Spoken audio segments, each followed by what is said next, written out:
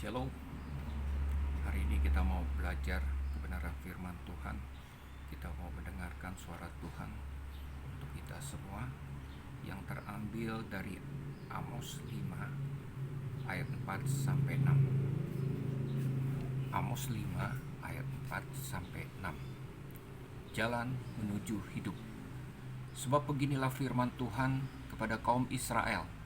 Carilah aku, maka kamu akan hidup. Janganlah kamu mencari Betel, janganlah pergi ke Gilgal, dan janganlah menyeberang ke Beersheba.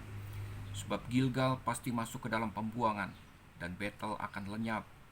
Carilah Tuhan, maka kamu akan hidup, supaya jangan ia memasuki keturunan Yusuf bagaikan api yang memakan habis dengan tidak ada yang memadamkan bagi Betel. Shalom sekali lagi. Hari ini kita sedang memasuki satu peristiwa yang seumur hidup saya belum pernah mengalami seperti ini. Bencana yang dialami bukan hanya untuk orang-orang lokal, sosok Jakarta, tetapi juga seluruh dunia. Bencana COVID-19. Banyak orang ketakutan, banyak orang khawatir akan hidupnya dengan keluarganya. Semua orang mengalami ketakutan melihat masa yang akan datang. Bagaimana dia bisa bertahan hidup dalam menghadapi kesulitan-kesulitan ke depan. Kemungkinan banyak orang akan kehilangan pekerjaan. Banyak orang yang mungkin bisa saja kelaparan karena tidak mendapatkan income dari situasi seperti ini. Hal seperti ini, situasi seperti ini pernah terjadi di Israel pada zaman Amos. Amos adalah seorang nabi dan juga dia seorang gembala. Nabi yang adalah gembala. Dia sedang bernubuat. Dia sedang menyampaikan isi hati Tuhan kepada jemaat-jemaat orang-orang Israel pada saat itu, di mana orang Israel sedang menghadapi satu situasi di mana Tuhan akan menghukum Israel, akan terjadi kehancuran untuk bangsa tersebut. Dan mereka sebenarnya situasinya sudah terlambat. Hukuman itu akan segera terjadi. Nah, terhadap situasi seperti ini, Amos memberitahukan pada orang-orang Israel untuk mencari Tuhan. Mencari aku, Tuhan yang hidup. Dikatakan seperti itu. Ya, ketika kita mencari Tuhan, jemaat Israel mencari Tuhan, maka yang terjadi mereka akan terhindar dari bencana tersebut, dari hukuman tersebut, bahkan mereka akan terus hidup. Banyak orang sekarang ini sedang ketakutan dan kekhawatiran menghadapi masa depan. Mereka mencoba untuk mencari jalan keluar dari permasalahan seperti ini. Apapun mereka mau kerjakan, asal mereka terhindar dari bencana COVID-19 ini. Kemarin beberapa waktu yang lalu di Kalimantan Barat dikejutkan ada satu berita di mana telah lahir bayi kembar. Dan bayi tersebut salah satunya memakan banyak korban. Ada banyak nyawa akan dimakan oleh bayi tersebut. Lalu kemudian ibu bayi tersebut memberitahukan kepada orang-orang, bila kita mau terhindar dan tidak menjadi korban dari bayi tersebut, maka kita harus makan telur rebus. Tidak sedikit orang yang percaya dari berita ini. Pada malam hari itu juga mereka mencari telur, kemudian mereka merebus dan memakannya. Gak tahu apakah itu efektif untuk menghindari kita dari COVID-19 atau tidak. Itu salah satunya. Dan orang banyak mencari jahe, mencari jambu biji untuk terhindar dari COVID-19. Mereka buat banyak ramuan untuk bisa mereka terhindar dari bencana ini. Dan juga gereja-gereja banyak memberikan kebenaran firman Tuhan maupun kebenaran sendiri untuk supaya terhindar dari COVID-19 ini. Salah satunya yang saya dengar adalah kalau kita berbahasa roh, maka imun kita akan jadi kuat sehingga kita terhindar dari COVID-19 ini. Buat mereka yang percaya, welcome. Silakan. Oke-oke saja. Dan itu kemungkinan bisa menjadi kekuatan di dalam kehidupannya. Tapi bagi kita orang yang hidup mengandalkan Tuhan, yang percaya Tuhan, kita mencari kehendak Tuhan di dalam kehidupan kita. Kita mencari kebenaran firman Tuhan untuk keluar dari kesulitan hidup seperti sekarang ini. Seperti Amos katakan kepada kita, maka terlebih dahulu kita mencari Tuhan supaya bukan hanya terhindar dari bencana COVID-19 ini, tetapi juga kita bisa melanjutkan kehidupan kita, hidup sesuai dengan kehendak dan rencana Tuhan. Seperti di dalam ayat 4 katakan, carilah aku, maka kamu akan hidup. Demikian juga dengan ayat 6 dikatakan, carilah Tuhan, maka kamu akan hidup.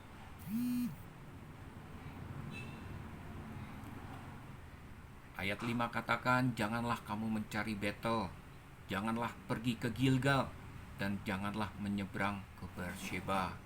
Sebab Gilgal pasti masuk ke dalam pembuangan, dan Betel akan lenyap. Ini bukan berarti kita nggak boleh pergi ke gereja Betel, atau ke Gilgal, atau ke Beersheba. Ya, Betel dan Gilgal ini posisinya ada di utara Israel, kerajaan Israel. Sedangkan Beersheba ini ada di sebelah selatan, kerajaan Yehuda. Ketiga tempat ini, Betel, Gilgal, dan Beersheba adalah tempat penyembahan berhala. Ketika bencana akan datang ke bangsa Israel, mereka mencari alternatif untuk terhindar dari bencana tersebut dengan pergi ke tempat penyembahan berhala. Amos memberitahukan kepada mereka, jangan pergi ke sana, tapi carilah Tuhan, maka kamu akan hidup. Jangan kita mencari alternatif di luar Tuhan untuk kita bisa bertahan hidup dan terhindar daripada bencana ini. Jangan kita khawatir kalau kita nggak punya masker. Jangan kita khawatir kalau kita nggak punya hand sanitizer, ataupun rumah kita belum disinfektan. Carilah Tuhan. Kita khawatir kalau kita belum mencari Tuhan sungguh-sungguh. Sebab ketika kita mencari Tuhan, maka dikatakan di dalam ayat 6b, supaya jangan ia memasuki keturunan Yusuf bagaikan api yang memakannya habis dengan tidak ada yang memadamkan bagi Betel. Ketika kita mencari Tuhan, bukan hanya sekedar kita hidup untuk diri kita, tetapi ketika kita mencari Tuhan, maka keturunan kita tidak seperti keturunan Yusuf yang dimakan habis oleh api dan tidak ada yang bisa memadamkannya. Dengan kata lain, bukan hanya kita hidup, tetapi juga anak cucu kita akan hidup dan diberkati Tuhan, mengalami penyertaan Tuhan di dalam kehidupannya ketika kita mencari Tuhan sungguh-sungguh saat ini. Nah, sekarang permasalahannya, apa yang kita harus lakukan ketika kita mencari Tuhan? Apakah selama ini ketika kita melakukan tindakan-tindakan rohani ke gereja, menyembah Tuhan, itu bukan dalam konteks mencari Tuhan? Nah, mencari Tuhan, di sini saya mencatat ada beberapa hal. Yang pertama yang harus kita lakukan dalam mencari Tuhan, kita terus berdoa. Sekalipun tidak ada himbauan untuk berdoa bersama-sama untuk seluruh bangsa ini, tetapi anak-anak Tuhan terus berdoa. Baca Alkitab, firman Tuhan, mendekatkan diri kepada Tuhan. Saat teduh, diperbanyak lagi. Mungkin selama ini setengah jam, 1 jam. Mungkin karena banyak waktu di rumah, seharian kita bisa berdoa, mempelajari firman Tuhan, supaya kita dekat dengan Tuhan. Itulah mencari Tuhan. Seharusnya ketika kita tidak berdoa, ketika kita kurang mempelajari firman Tuhan, mencari Tuhan di dalam Alkitab, maka yang terjadi adalah kehampaan dalam kehidupan kita. Mungkin frustrasi, mungkin kekecewaan, mungkin kekhawatiran, itu yang terjadi. Tetapi ketika kita memperbanyak doa kita dalam situasi seperti ini, kita baca Alkitab, kita belajar firman Tuhan, maka yang terjadi seperti yang dikatakan oleh Amos, maka kita akan hidup. Tuhan tidak akan pernah meninggalkan dan membiarkan kita. Dia selalu ada di dalam kehidupan kita. Maka oleh karena itu, mencari Tuhan yang pertama adalah berdoa, mempelajari Alkitab, belajar firman Tuhan, terus pelajari Alkitab di dalam kehidupan kita. Bukan hanya dalam bencana seperti ini, tetapi sepanjang kehidupan kita. Yang kedua, ayat 14 dari Amos 5 dikatakan, carilah yang baik dan jangan yang jahat. Ayat 15 katakan, bencilah yang jahat dan cintailah yang baik dan tegakkanlah keadilan. Yang kedua yang harus kita lakukan di dalam mencari Tuhan adalah terus berbuat baik. Saat ini kita bukan hanya memperhatikan diri kita sendiri, bagaimana kita bisa makan, bagaimana kita bisa mendapatkan masker, hand sanitizer, dan lain sebagainya. Tetapi juga kita dituntut untuk caring, memperhatikan orang lain. Itulah kebaikan yang Tuhan tuntut di dalam kehidupan kita. Lihat jemaat-jemaat di sekeliling kita, apakah mereka hari ini bisa makan atau tidak?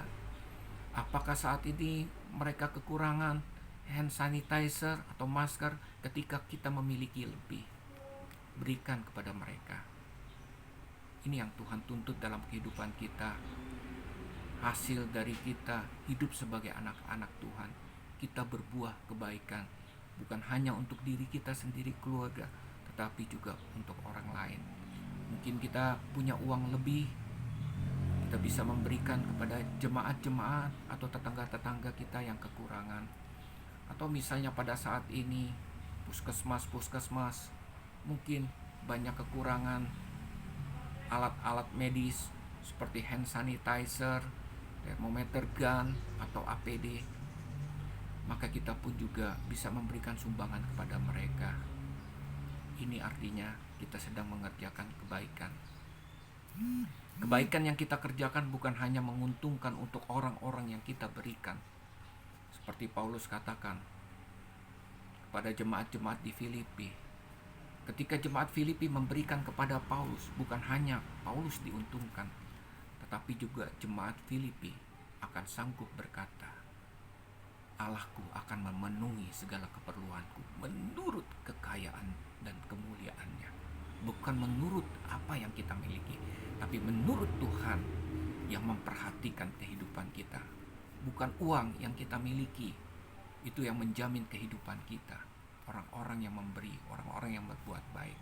Tetapi Tuhanlah yang berhutang kepada kita. Dia akan memberikan kepada kita, bukan sekedar apa yang kita berikan, sebagai tuaian dari apa yang kita tabur. Lebih daripada itu, Allahku akan memenuhi segala keperluanku menurut kekayaan dan kemuliaan. Jadi terus berbuat baik dalam menghadapi situasi kondisi seperti ini. Terus perhatikan orang-orang lain, berbuat kebaikan untuk siapa saja yang memerlukannya. Yang ketiga, mencari Tuhan adalah meminta petunjuk Tuhan. Selalu Tuhan akan memberikan petunjuknya buat kehidupan kita. Petunjuk Tuhan bisa terjadi ketika kita sedang berdoa. Tuhan akan memberikan impresi, Tuhan akan memberikan tanda untuk kita bisa melakukan sesuatu, atau paling tidak kita berdoa, atau paling tidak kita meminta kepada Tuhan, berseru kepada Tuhan. Kemarin ada impresi dari Tuhan, tiba-tiba ada satu perasaan yang tidak enak ketika saya menyembah. Saya tahu Tuhan sedang mengerjakan sesuatu kepada saya, atau orang-orang di sekitar saya. Ini warning dari Tuhan. Lalu pada saat itu saya terus menyembah Tuhan, berbahasa roh, dan Tuhan memberikan satu damai sejahtera, sukacita di dalam kehidupan saya. Dan saya tahu Tuhan sedang menjawab doa-doa saya. Saya tidak tahu apa yang akan terjadi pada saat itu, tapi saya tahu bahwa Tuhan sudah menjawab doa saya. Itulah kegunaan bahasa roh ketika saya gunakan secara pribadi di dalam kehidupan saya. Mencari Tuhan, petunjuk Tuhan, bukan hanya ketika saat berdoa. Kita punya pimpinan, Bapak Rohani, Gembala. Kita juga bisa mendengarkan apa yang dikatakan Gembala. Itulah petunjuk Tuhan buat kehidupan kita. Merekalah wakil Tuhan untuk kehidupan kita. Untuk keluarga, kita minta petunjuk Tuhan dari bapak-bapak. Karena bapak-bapak adalah kepala keluarga, imam di dalam keluarga tersebut, yang menjadi saluran suara Tuhan untuk keluarga tersebut. Itulah petunjuk Tuhan. Dan yang terakhir, saudara, mencari Tuhan bisa melalui kehadiran Tuhan dalam kehidupan kita. Apa artinya kehadiran Tuhan? Pada saat kita menyembah, menyanyikan lagu rohani, kita bermazmur, kita singing in the spirit, kita memasuki satu alam di mana hadirat Tuhan ada. Di situ ada ketenangan, di situ ada damai sejahtera, di situ ada sukacita. Tidak ada lagi ketakutan, tidak ada lagi kekhawatiran di dalam kehidupan kita.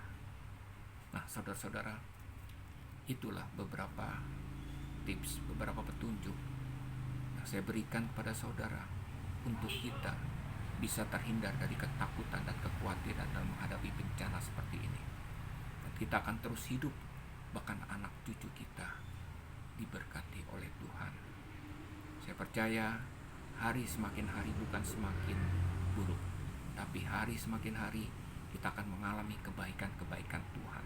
Kita akan melihat perkara-perkara ajaib akan dinyatakan Tuhan di dalam kehidupan kita ketika kita sungguh-sungguh mencari Tuhan. Tuhan memberkati. Shalom.